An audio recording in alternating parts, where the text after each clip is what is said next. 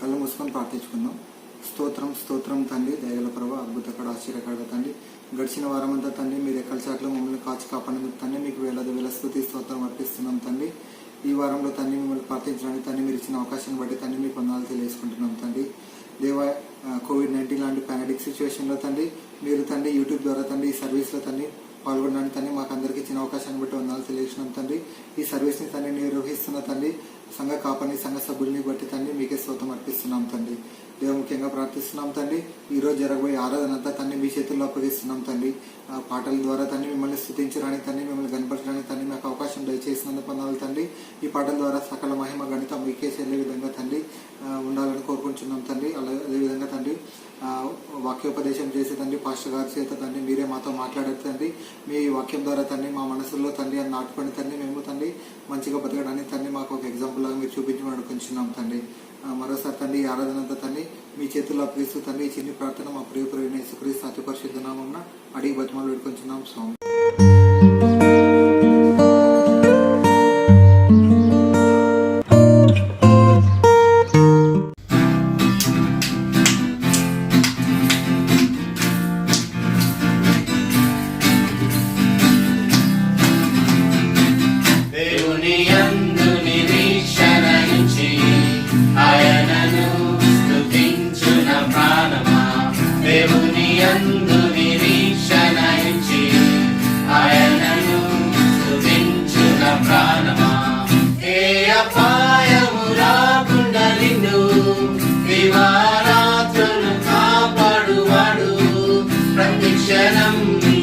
పక్షముండు రక్షకుడు ప్రతిక్షణం నీ పక్షముండు రక్షకుడు దేవుని యందు నిరీక్షణ ఇచ్చి ఆయనను స్తుతించున ప్రాణమా. చీకటిని వెలుగుగా చేసి ఆయనే నీ ముందు పోవాడు. చీకటిని వెలుగుగా చేసి ఆయనే నీ ముందు పోవాడు. సత్యమగు జీవమగు మార్గమేసే, సత్యమగు జీవమగు మార్గమేసే. దేవుని యందు నిరీక్షణ ఇచ్చి ఆయనను స్తుతించున ప్రాణమా. తల్లి తన బిడ్డను మరచినను మరువడు నీ దేవుడు నిన్ను. తల్లి కన్నా తండ్రి కన్నా ఉత్తముడు, తల్లి కన్నా తండ్రి కన్నా ఉత్తముడు. దేవుని యందు నిరీక్షణ ఇచ్చి ఆయనను స్తుతించున ప్రాణమా. నీకు సహాయము చేయువాడు సదా ఆదుకొనువాడు ఆయనే. ఆదరము ఆదరణ ఆయనలో, ఆదరము ఆదరణ ఆయనలో. దేవుని యందు నిరీక్షణ ఇచ్చి ఆయనను స్తుతించున ప్రాణమా. దేవుని యందు నిరీక్షణ ఇచ్చి ఆయనను స్తుతించున ప్రాణమా.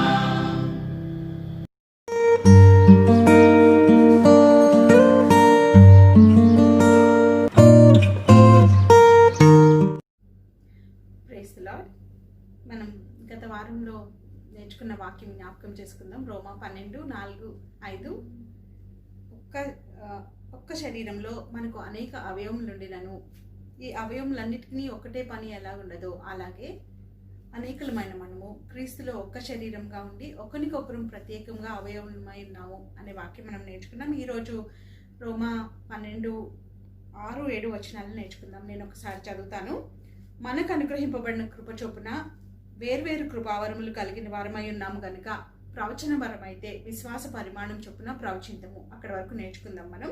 మనకు అనుగ్రహింపబడిన కృప చొప్పున వేర్వేరు కృపావరములు కలిగిన వారమై ఉన్నాము. దేవుని వాక్యం చెప్తుంది మనకి కృప అనుగ్రహింపబడింది. కృప చేతనే మనం రక్షింపబడ్డాము. ఆ కృపలో మనం కొనసాగుతూ ఉన్నప్పుడు దేవుని కృపలో మనం దేవునికి సమర్పణగా జీవిస్తున్నప్పుడు పరిశుద్ధంగా జీవిస్తూ మళ్ళీ మనం 2వ వచనంలో నేర్చుకున్న మనసు మారి నూతన మగటం వలన రూపాంతరము పొందుడి అని. 3వ వచనంలో మనం నేర్చుకున్నాము మనల్ని మనం తగిన రీతిగా ఎంచుకోవాలి, ఎక్కువగా ఎంచుకోకుండా అని. 4, 5లో నేర్చుకున్నాం మనం ఒక్క శరీరంలో క్రీస్తు శరీరంలో భాగమై ఉన్నామని మనం.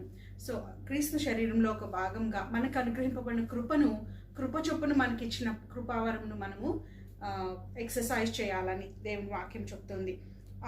ఎక్సర్సైజ్ చేయాల్సింది దేని కొరకు అంటే క్రీస్తు శరీరంను అభివృద్ధి చేయడానికి, దేవుని రాజ్యము, దేవుని కుటుంబము, క్రీస్తు యొక్క శరీరం కట్టుబడడానికి నీకు ఇచ్చిన కృపను బట్టి, నీకు ఇచ్చిన కృపావరంను బట్టి నువ్వు పని చేయాలి. సొంతగా మనం ఒక్కోసారి ఆ వరముల వెనుక పడి మన సొంత జీవితాన్ని మనల్ని మనము గొప్ప చేసుకోవడానికి కాదు, కానీ దేవుని శరీరం, దేవుని యొక్క కుటుంబం కట్టబడడానికి నీ వరాన్ని దేవుడు ఉపయోగించుకోవాలని చెప్తున్నారు. మనం 1 కొరింథీ 7:7లో ఉంది, ప్రతి మనుషుడు తనకున్న కృపావరంను దేవుని వలన పొంది ఉన్నాడని. దేవుని వలన మనం పొందాం కాబట్టి తిరిగి మనం దేవునికి దాని వలన దేవుని మహింపరచాలి మన జీవితం ద్వారా. విశ్వాస పరిమాణం చొప్పున మీకు ఒకవేళ ప్రవచన వరం ఉంటే విశ్వాస పరిమాణం చొప్పున ప్రవచిద్దాము అని చెప్తుంది వాక్యం. మళ్ళీ ఒకసారి చదువుతాను. మనకు అనుగ్రహింపబడిన కృప చొప్పున వేర్వేరు కృపావరములు కలిగిన వారమై ఉన్నాము కనుక ప్రవచన వరం అయితే విశ్వాస పరిమాణం చొప్పున ప్రవచిద్దాము. ఈ వాక్యం నేర్చుకుందాం. Praise lord. ప్రైజ్ లార్డ్ అందరికీ. కీర్తనల గ్రంథము 91వ అధ్యాయము 10-11 వచనాలు. నీకు అపాయం ఏమీ రాదు, ఏ తెగులు నీ గుడారం నాకు సమీపించదు, నీ మార్గములన్నిటిలో నిన్ను కాపాడుటకు ఆయన నిన్ను గూర్చి తన దూతలను ఆజ్ఞాపించును. Amen. Praise lord. Good and perfect gift from above. Praise Lord అందరికీ. ఈరోజు వాక్యం ఏంటంటే Psalm 94:18. నా కాలు జానని నేను అనుకున్నాగా యెహోవా నీ కృప నన్ను బలపరుచున్నది. Psalm 94:8. Praise the lord. ఈ సాయంకాల సమయము మన సంఘస్థులు డాక్టర్ శిరీష్ గారు దేవుని వాక్యము పంచుకుంటారు. దేవుని వాక్యం మనం విందాం.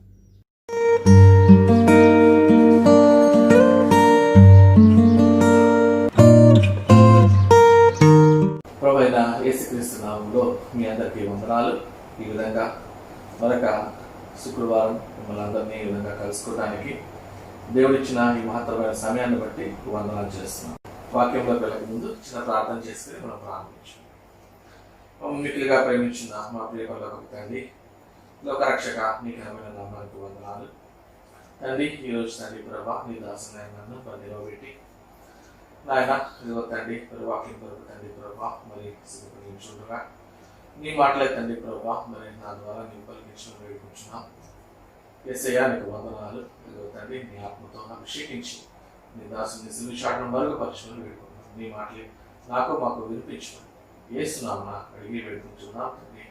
ఆమేన్. వాక్యం మనం చూస్తున్నట్లయితే ఈరోజు రోమియోకు రాసిన పత్రిక 8వ అధ్యాయము 9వ వచనం మనం చదువుకుందాం. రోమియోకు రాసిన పత్రిక 8వ అధ్యాయము 9వ వచనం. అపోస్తలుడైన పౌలు రోమియోకు రాస్తూ ఈ విధంగా చెప్తా ఉన్నాడు, ఎవడైనాను క్రీస్తు ఆత్మ లేనివాడైతే వాడు ఆయన వాడు కాడు. ఈ వాక్యాన్ని నేను చదువుతున్నప్పుడు ప్రభువు నాకు కొన్ని సత్యాలను నాకు తెలియజేయడం జరిగింది. అసలు ఎందుకు మనం క్రీస్తు ఆత్మ చేత నడిపింపబడాలి అంటే, క్రీస్తు ఆత్మ లేకపోతే మనం క్రీస్తు వారం కాము అని ఎందుకు ఇలా చెప్తూ ఉన్నాడు అంటే, ఇక్కడ 8వ అధ్యాయం మనం ఆరంభం నుంచి మనం చదివినట్లయితే 8వ అధ్యాయం 1వ వచనం నుంచి 14-17వ వచనం వరకు మనం చదువుకున్నట్లయితే పౌలు ఇక్కడ 2 విధములైనటువంటి నేచర్స్ లేకపోతే స్వభావాల గురించి మాట్లాడుతూ ఉన్నాడు.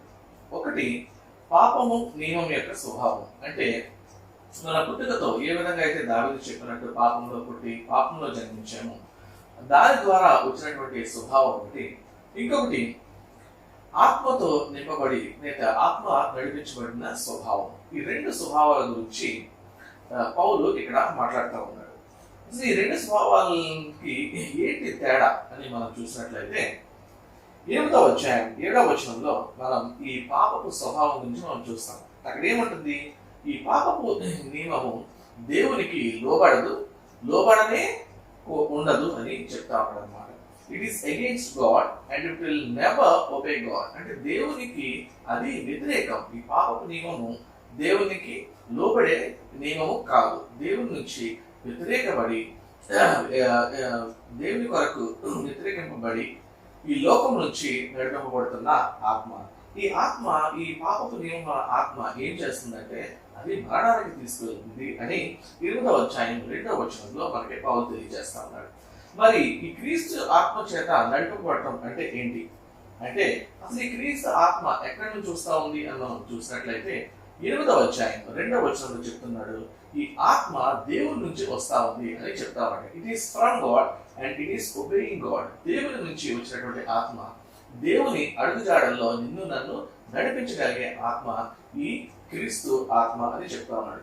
ఇంకా ఏం చేస్తా ఉంది ఈ ఆత్మ అంటే ఈ డెలివర్స్ యూ ఫ్రమ్ డెత్. ఈ పాపపు నియమం నీకు ఎలాగైతే మరణానికి తీసుకెళ్తుందో ఈ క్రీస్తు ఆత్మ లేకపోతే క్రీస్తు స్వభావము నిన్ను ఈ మరణం నుంచి తప్పించి నిన్ను జీవములోనికి నడిపిస్తా ఉంది అని చెప్తా ఉన్నాడు. ఇంకొక మాట మనం చూద్దాము. ఈ రోమీయులకు రాసిన పత్రిక 8వ అధ్యాయం 14వ వచనంలో మనం చూసినట్లయితే ఇక్కడ పౌలు ఏం చెప్తా ఉన్నాడంటే, ఎందరైతే క్రీస్తు ఆత్మ చేత నడిపింపబడతారో వారందరూ దేవుని పిల్లలు అని చెప్తా ఉన్నాడు. అంటే ఇప్పుడు క్రీస్తు ఆత్మ మనలో లేదు అంటే మనం దేవుని పిల్లలం కాదు. క్రీస్తు ఆత్మ మనలో లేదు అంటే మనం ఇంకా మన పాపపు నియమంతోటే లేదా పాపపు స్వభావంతోటే నడుస్తున్న వారము. మరి దేవుని పిల్లలం కాకపోతే మనం ఏంటి అని మనం చూసినట్లయితే ఈ లోక సంబంధం అని మనకి బైబిల్ చెప్తా ఉంది. బైబిల్ ప్రకారం లేదా వాక్య ప్రకారం మనుషుల్ని రెండుగా విభజించవచ్చు. ఒకటి ఈ పాపపు నియమంని అనుసరించే మనుషులు, రెండు ఈ దేవుని ఆత్మ చేత నింపబడి దేవుని అడుగుజాడల్లో నింపబడే మనుషులు.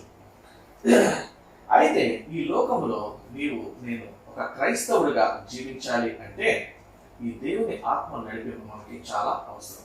ఈ ఆత్మ నడిపింపు లేకపోతే మనం ఈ లోకంలో జీవించలేము, లేకపోతే క్రైస్తవులుగా ఈ లోకంలో జీవించలేము అని వాక్యం మనకి తెలియజేస్తా ఉంది.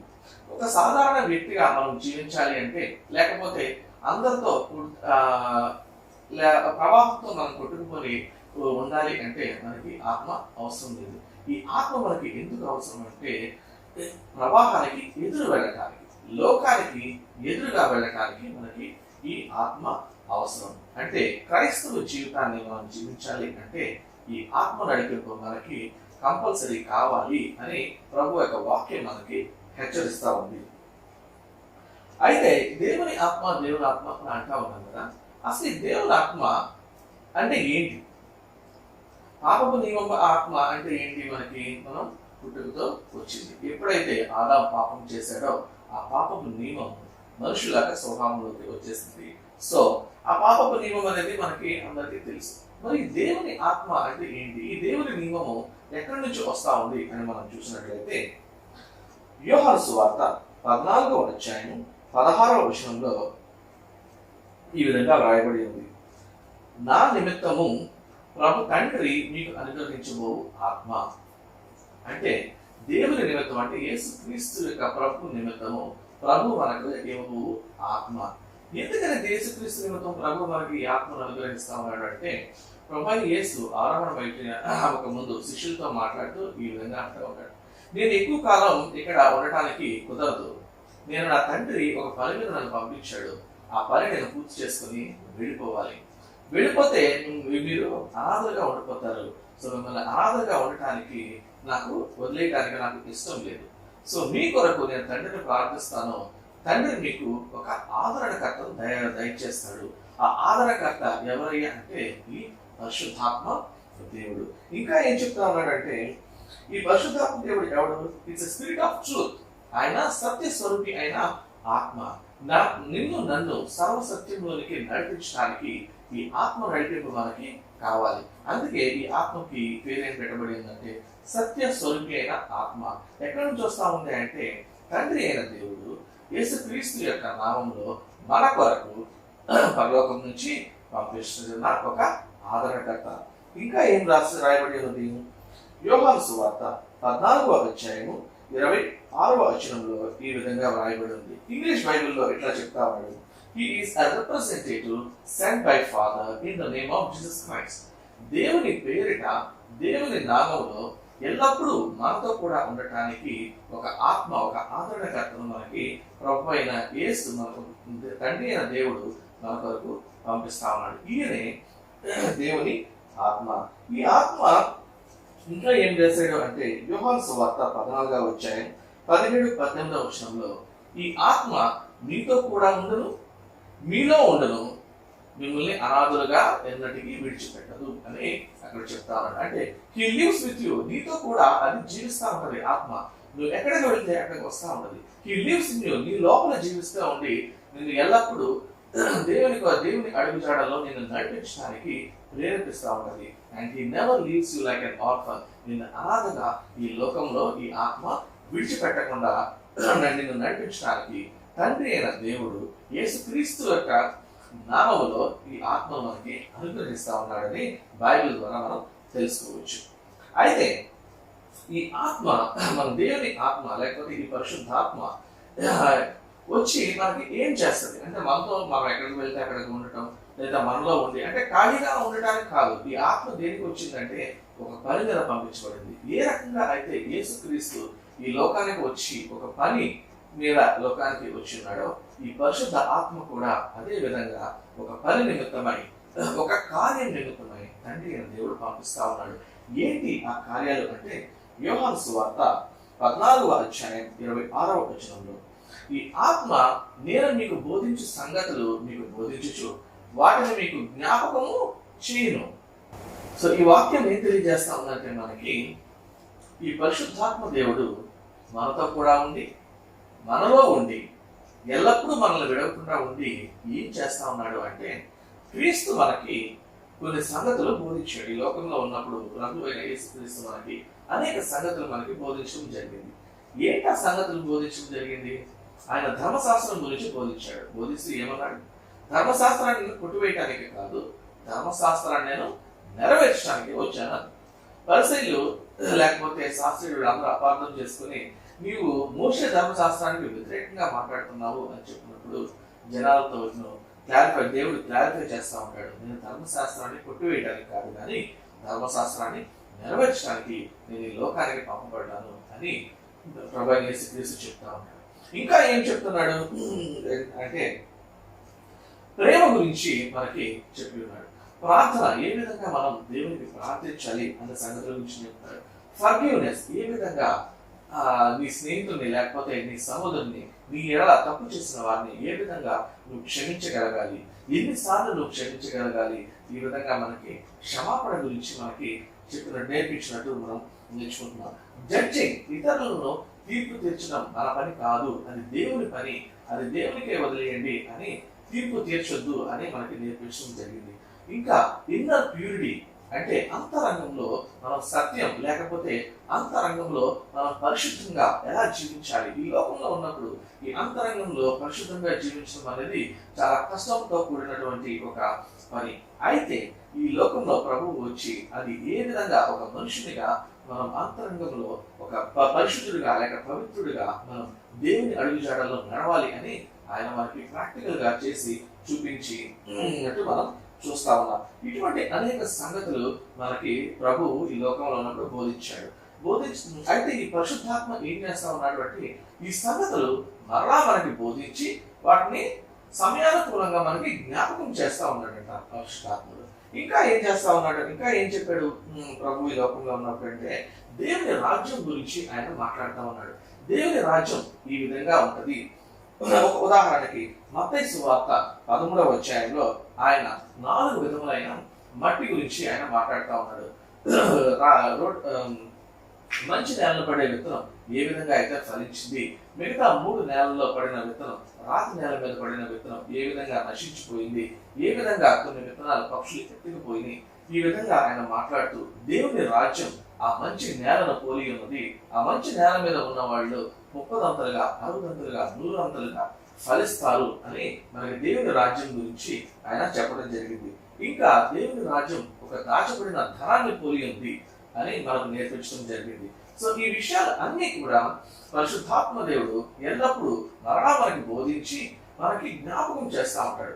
ఎందుకని మనకి జ్ఞాపకం చేయాలంటే, ఇశ్రాయేలీయుల జనాంగాన్ని మనం చూసినప్పుడు ఎప్పుడైతే ఇశ్రాయేలీయుల జనాంగం ఐగుప్తు నుంచి ఆ ఎర్ర సముద్రాన్ని దాటి బయటకు వచ్చారో ప్రభువు వారికి ఒక నియమం చెప్తా ఉంటాడు. మీరు ఏ అయితే సంగతులు, అద్భుతాలు దేవుడు మీ యొక్క జీవితాల్లో చేసి ఐగుప్తు నుంచి మిమ్మల్ని ఎలాగైతే బయటకు తీసుకుని వచ్చాడో అవి మీరు మీ పిల్లలకి బోధించండి, వారికి దేవుని యొక్క కార్యాల గురించి నేర్పించండి అని చెప్తా ఉన్నాడు. అయితే ఇవన్నీ ఇశ్రాయేలీయులు వారు కాలక్రమేణా ఏమైపోయింది, వారు మర్చిపోయి వారి పిల్లలకి బోధించడం లేదు. కాబట్టి వారి పిల్లలు తిరిగి లోకంలో పడిపోయినారు. తిరిగి మనం కూడా ఈ లోకంలో పడిపోకుండా ఉండాలి అంటే, ఈ లోకంలోకి మరలా వెళ్ళిపోకుండా ఉండాలి అంటే పరిశుద్ధాత్మ దేవుడు మనల్ని ఏ విధంగా నడిపిస్తున్నాడంటే, క్రీస్తు ఏవైతే మనకి బోధించాడో అవి మరలా మనకి జ్ఞాపకం చేస్తూ మనకి అవి మన జ్ఞాపకం తెస్తూ ఆయన మనల్ని నడిపిస్తా ఉన్నాడు. నువ్వు త్రోవ తప్పిపోతున్నప్పుడు హెచ్చరిస్తా ఉంటాడు, కుమారుడా ఇది నువ్వు వెళ్ళవలసిన త్రోవ కాదు, ప్రభు మనకి ఈ విధంగా బోధించలేదు, ప్రభు బోధించిన మార్గం ఇది అని మనకి చెప్పి మనల్ని హెచ్చరిస్తా ఉన్నాడు. అందుకే ఆయన ఏమంటా ఉన్నాడంటే, I will teach you and remind you everything Christ told you. దేవుడు మనకి యేసుక్రీస్తు ఈ లోకంలో ఉన్నప్పుడు ఏ అయితే విషయాలు మనకి చెప్పి మనకి బోధించాడో వాటిని ఎల్లప్పుడూ మనకి జ్ఞాపకం చేస్తా ఉంటాడు. అంతేకాకుండా ఈ పరిశుద్ధాత్మ ఇంకా ఏం చేస్తాడు అంటే, అపోస్తుల కార్యములు 1వ అధ్యాయము 8వ వచనంలో ఈ విధంగా వ్రాయబడి ఉంది, పరిశుద్ధాత్మ మీ మీదకి వచ్చినప్పుడు మీరు శక్తి పొందుతారు అని వాక్యం చెప్తా ఉంది. ఏంటి ఈ శక్తి, ఎందుకు ఈ శక్తి మనకి అంటే, పరిశుద్ధాత్ముడు మన మీదకి వచ్చినప్పుడు మనం శక్తి పొందుతాం. ఇక్కడ మనం చూసినట్లయితే శిష్యులు ఈ మేడ గదిలో ఉండి వాళ్ళు ప్రార్థిస్తా ఉన్నప్పుడు పరిశుద్ధాత్మ దేవుడు వారి మీదకి నాలుగుగా విడిచిపబడి వారిని ఆత్మతో నింపినట్టు మనం చూస్తాము. ఈ ఆత్మతో నింపబడినప్పుడు ఇక్కడ పేతురు నుంచొని మాట్లాడుతూ ఉన్నాడు, అనేక జనములతో మాట్లాడుతూ ఉన్నాడు. ఎలా మాట్లాడుతూ ఉన్నాడు? ఇదే పేతుర్ని మనం క్రీస్తు సిలువ వేసే సమయంలో మనం చూసినట్లయితే ఒక చిన్న పాప, నువ్వు క్రీస్తుతో కూడా ఉన్నావు కదా అంటే, లేదు క్రీస్తు ఎవరో నాకు తెలియదు అని ఒట్టు పెట్టుకుంటా ఉన్నాడు. ఎందుకంటే ఈ టైంలో క్రీస్తును విడిచి తను వెళ్ళిపోతా ఉన్నాడు.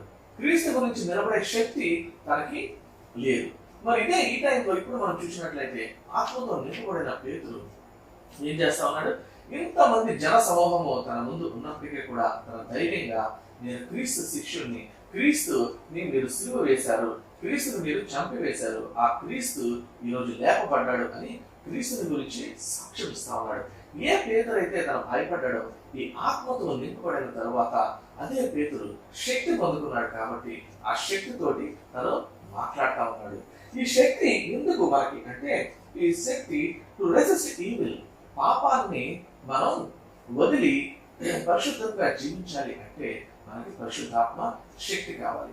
గలతీయులకు రాసిన పత్రిక 5వ అధ్యాయము 26వ వచనంలో ఈ విధంగా ఉంటుంది, ఆత్మతో నడిపింపబడిన మీ ప్రతి ఒక్కరూ మీ శరీరేచ్ఛలను దాని ద్వారా వచ్చే కోరికలను సిలువకు మేకులతో కొట్టి అని వ్రాయబడి ఉంటుంది. You nail your desire of sinful nature and passions of the sinful nature to the cross and crucify them. ఈ పాపపు నియమము చిన్నతనం నుంచి నువ్వు ఏదైతే పాపపు నియమంలో పెరిగావో, ఏదైతే అలవాట్లతో పెరిగావో అవి తిరిగి మరలా నీకు జ్ఞాపకం వచ్చినప్పుడు వాటిని తీసుకుని వెళ్ళి సిలువకు కొట్టాలి. ఆ యొక్క కోరికలు, ఏదైతే పాపం కోరికలు లేకపోతే ఏదైతే పాపం వల్ల నడవటానికి ఈ లోకం నడిపిస్తా ఉన్నదో అటువంటి ఆశలు మరలా మనకి సాధారణ కలిగించి మనల్ని త్రోవ తప్పించాలి అని మనం చూస్తూ ఉంటాడు. అటువంటిప్పుడు ఈ పరిశుద్ధాత్మ శక్తి నిన్ను నన్ను ఎలా ప్రోత్సహిస్తుంది అంటే, ఈ శక్తి ఆ పాపంలో నువ్వు నేను పడిపోకుండా టు రెసిస్ట్ ఈవిల్, పాపాన్ని త్యజించడానికి ఈ శక్తి మనకి ఉపయోగపడతా ఉంటుంది. ఇంకా power to stand for the lord, దేవుని కొరకు నిలబడటానికి ఈ శక్తి ఎందుకు అంటే, దేవుని కొరకు ఈ లోకంలో నువ్వు నిలబడి జీవించడానికి. ఇంకా పవర్ టు టెస్టిఫై, అదే అపోస్తల కార్యములు 1వ అధ్యాయము ఇంకా 8వ వచనం తర్వాత మనం చదివినట్లయితే, శక్తి పొందిన మీరు అప్పుడు మీరు నాకు యెరూషలేము, సమరయ భూతి గంతముల వరకు మీరు నాకు సాక్షులై ఉంటారు అని ప్రభు వాక్యం చెప్తా ఉంది. దేవుని కొరకు నువ్వు సాక్షిగా నిలబడాలి అంటే ఈ లోకంలో నువ్వు శక్తి కలగాలి. ఆ శక్తి నీకు లేదు అంటే దేవుని కొరకు సాక్షిగా నిలబడటం ఇది చాలా అసాధ్యం అని దేవుని పేరిట హెచ్చరిస్తా ఉన్నాను. ఈ పరిశుద్ధాత్మ యొక్క నింపుదల మనకి అవసరమైంది. ఎందుకంటే ఎల్లప్పుడూ అది మనకి బోధిస్తా ఉంటాడు పరిశుద్ధాత్ముడు. నా కుమారుడా, ఈ త్రోవ మంచిది కాదు, ఈ త్రోవ మంచిది అని మనల్ని త్రోవలు సెపరేట్ చేసి ఏ త్రోవలో నీకు నేను నడిపించాలో అది మనకి ఎల్లప్పుడూ జ్ఞాపకం చేస్తూ ఉంటాడు. ఈ పరిశుద్ధాత్మ మీదకి వచ్చినప్పుడు మనం శక్తి పొందుకుంటాం. దేవుని మార్గాల్లో మనం నడవటానికి ఈ పరిశుద్ధాత్మ మనకి శక్తిని దయచేస్తా ఉంది. ఇంకా ఏం చేస్తా ఉంది అంటే ఎఫెసీయులకు రాసిన పత్రిక 4వ అధ్యాయము 23వ వచనం ఇంగ్లీష్ బైబిల్లో ఈ విధంగా రాసి ఉంది. ఏంటంటే it renews your thoughts and your attitude. నీ యొక్క ఆలోచనలు, నీ యొక్క నడవడికను ఇది రూపాంతరం చేస్తూ ఉంటది. ఎల్లప్పుడూ దినదినం ఇది నూతన పరుస్తూ ఉంటది. పాత స్వభావం ఇక మనకి వద్దు. ఆ పాత స్వభావం విడిచిపెట్టి నూతన మార్గంలో నీవు నడవాలి అంటే ఈ దేవుని శక్తి నీకు ఎల్లప్పుడూ నీకు తోడుగా ఉండాలి. ఈ ఆత్మతో మనం నింపబడినప్పుడు నువ్వు ఏం చేస్తావు? పాపపు ఆలోచనలు రాకుండా ఎల్లప్పుడూ మనకి నూతన ఆలోచనలు, ప్రభువు గారికి ఏ విధంగా నువ్వు ఈ లోకంలో నడుచుకోవాలి, నీ నడవడిక ఏ విధంగా మార్చుకొని ప్రభు కొరకు నిలబడాలి అని మన ఆలోచనలు, మన నడవడికలు ఎల్లప్పుడూ ఇది నూతన పరుస్తా ఉంటుందని వాక్యం మనకి తెలియజేస్తా ఉంది. అయితే ఇంత అవసరమైనటువంటి దేవుని ఆత్మ లేకపోతే పరిశుద్ధాత్మ మనకి ఎలా వస్తుంది? మనందరూ మనం వచ్చేస్తుందా? లేకపోతే ఏంటి? దేవుడు ఏం చెప్తామన్నాడు? ఈ పరిశుద్ధాత్మ ఇంత అవసరం. ఈ లోకంలో మనం క్రీస్తు పోలి నడుచుకోవాలి అంటే పరిశుద్ధాత్మ ఇంత అవసరమైనటువంటి పరిశుద్ధాత్మ మనకు ఏ విధంగా మనం సంపాదించుకోవచ్చు అంటే వాక్యంలో మళ్ళా చూద్దాం. అపోస్తుల కార్యాలు 2వ అధ్యాయము 38-39 వచనంలో పేతురు ఈ విధంగా మాట్లాడుతూ ఉంటాడు. మీరు మారు మనసు పొంది క్రీస్తు నామములో బాప్తిసం పొందినప్పుడు మీరు పరిశుద్ధాత్మ అను వరమును పొందుకుంటారు అని పేతురు చెప్తున్నట్టు చూస్తా ఉన్నా.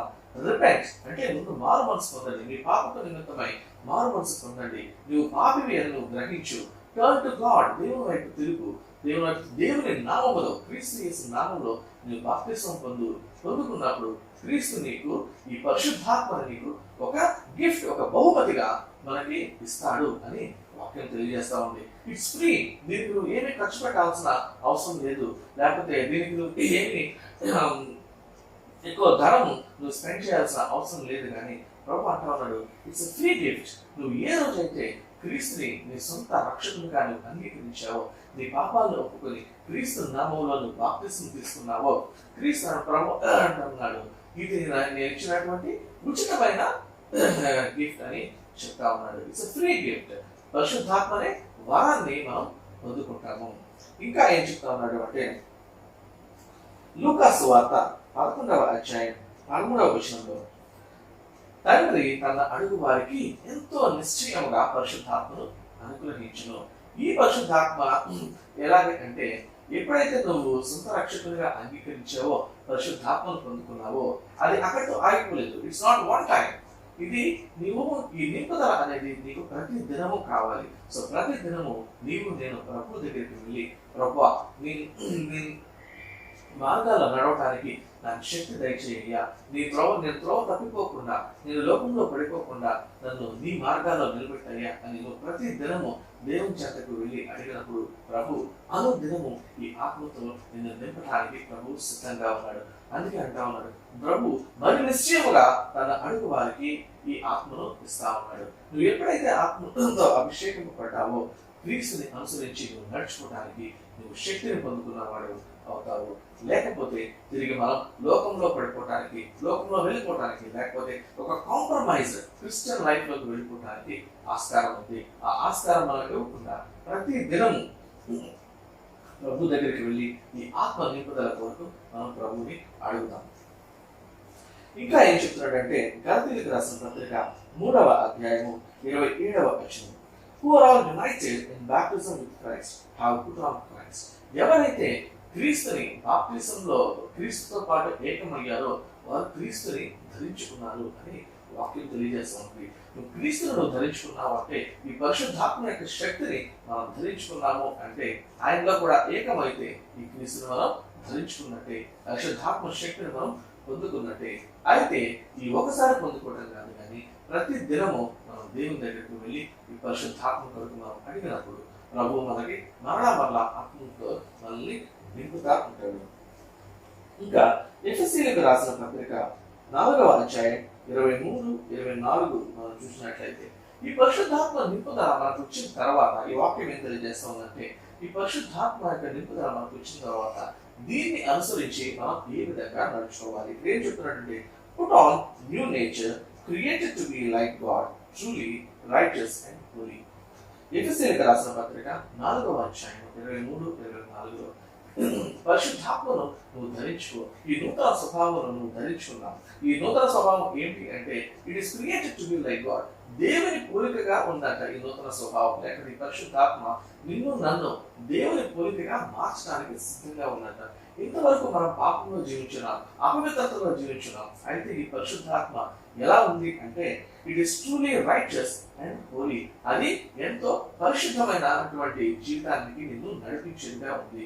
ఇక మనకి పాపపు జీవితం మనకి వద్దు. మనం ఏం చేస్తున్నామంటే ఇక నుంచి మనం ఈ పరిశుద్ధాత్మను మనం ధరించుకొని క్రీస్తు పోలిక చెప్పున అంటే క్రీస్తు ఏమైతే మనల్ని మనం చూడాలి అని అనుకున్నాడో ఆ పోలికలోకి మనం మారడానికి ఈ పరిశుద్ధాత్మ దేవుడు మన పరిశుద్ధతలో నడిపించడానికి పరిశుద్ధాత్మ దేవుడు మనకి సహాయం చేస్తా ఉన్నాడు. ఇంకా ఏం చేయి వాక్యం చెప్తామంటే కొలస్సీయులకు రాసిన పత్రిక 3వ అధ్యాయం 10వ వచనం ఈ విధంగా రాయబడింది. Put on the new nature, B renewed, learn to know the creator and become like him. ఈ నూతన స్వభావం అంటే క్రీస్తు లాంటి నూతన స్వభావం ఏదైతే ఉందో అది నువ్వు ధరించుకున్నప్పుడు యు ఆర్ రెన్యూడ్, నువ్వు రూపాంతరం చెందుతా ఉన్నావు. ఇప్పుడు ఎలా రూపాంతరం చెందుతున్నావు? ఒక్కరోజు కాదు, అనుదినము.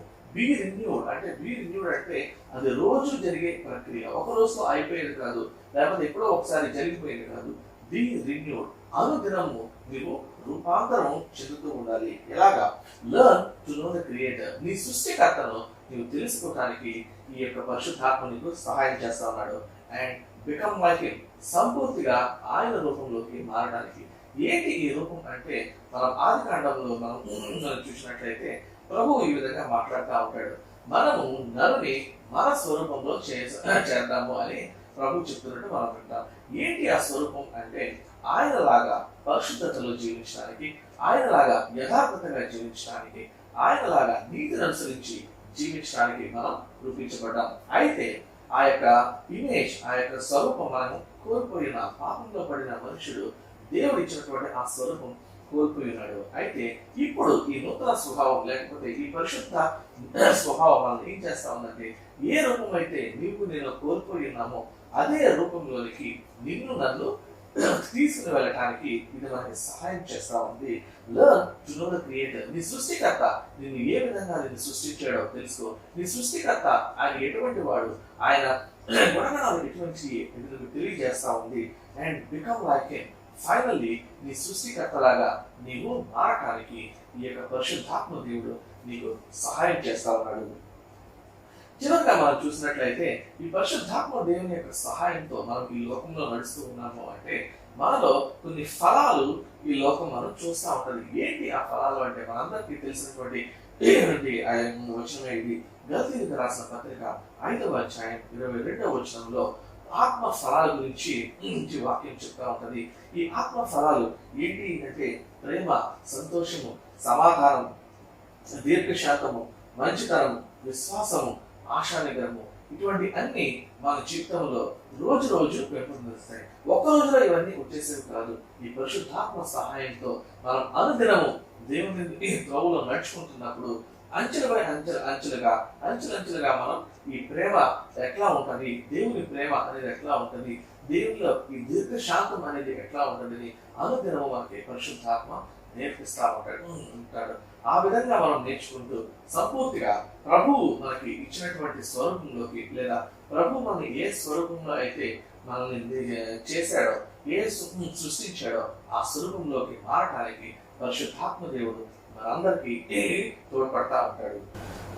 సో వాక్యాన్ని మరలా ఒకసారి చూస్తున్నట్లయితే who do not have the spirit of Christ do not belong to him at all. అంటే ఇప్పుడు మనకి ఈ పరిశుద్ధాత్మ ఎటువంటిది, ఈ పరిశుద్ధాత్మ మనకి ఎందుకు అవసరమో, ఈ పరిశుద్ధాత్మ లేకపోతే మనం ఏ విధంగా పిలువబడతామో అనేది మనం చూస్తున్నాం. అంటే దేవుని ఆత్మ చేత మనం నడిపించబడటం లేదు అంటే, దేవుని ఆత్మ మనల్ని సరైన త్రోవలో నడిపించబడటం లేదు అంటే మనం దేవుని సంబంధం కాము.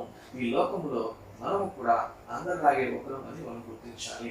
అయితే క్రీస్తును పోలి నడుచుకోవాలి అంటే నీకు నాకు ఈ పరిశుద్ధాత్మ ఎంతైనా అవసరం ఉంది. అనుదినము నేను దేవుని చెంతకు వెళ్ళి ఈ పరిశుద్ధాత్మ యొక్క శక్తిని పొందుకొని దేవుడు నిన్ను నన్ను చేసినటువంటి ఏ రూపంలో అయితే మనం సృష్టించాడో అదే రూపంలోకి మనం మారటానికి పరిశుద్ధాత్మ దేవుడు మనందరికీ సహాయం చేయను గాక. ఆమేన్.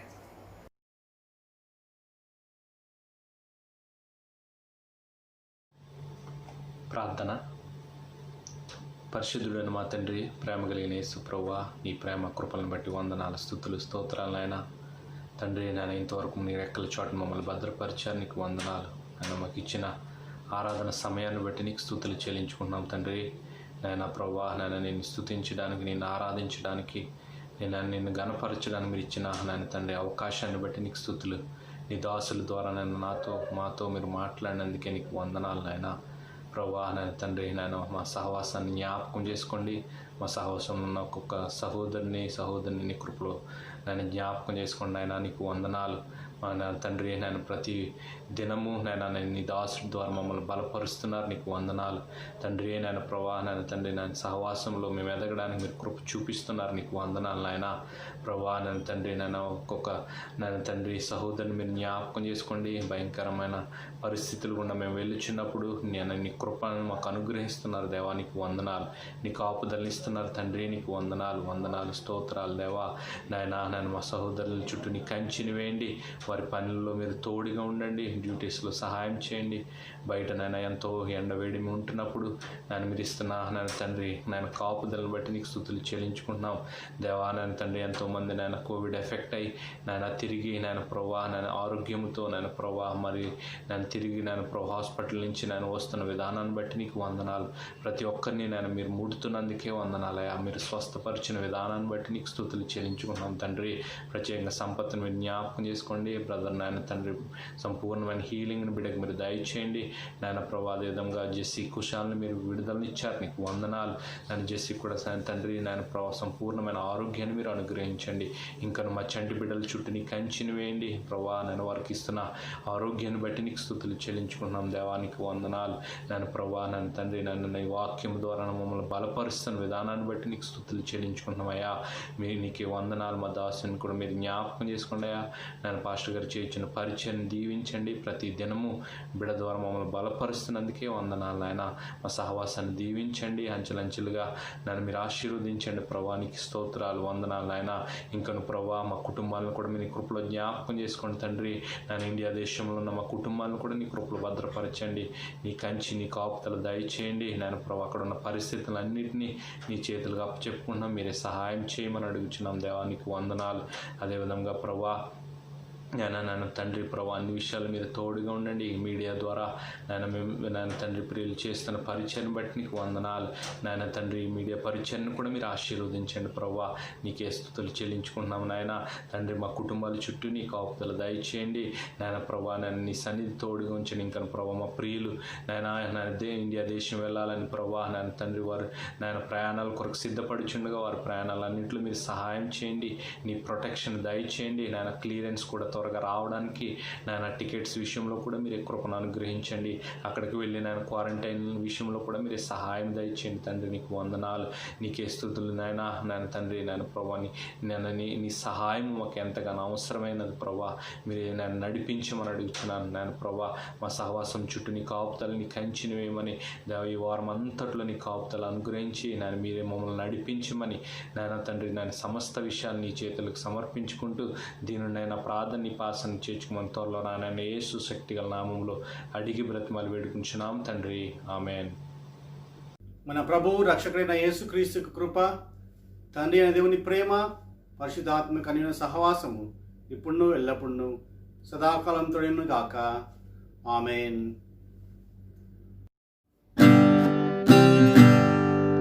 ఆశీర్వాదములు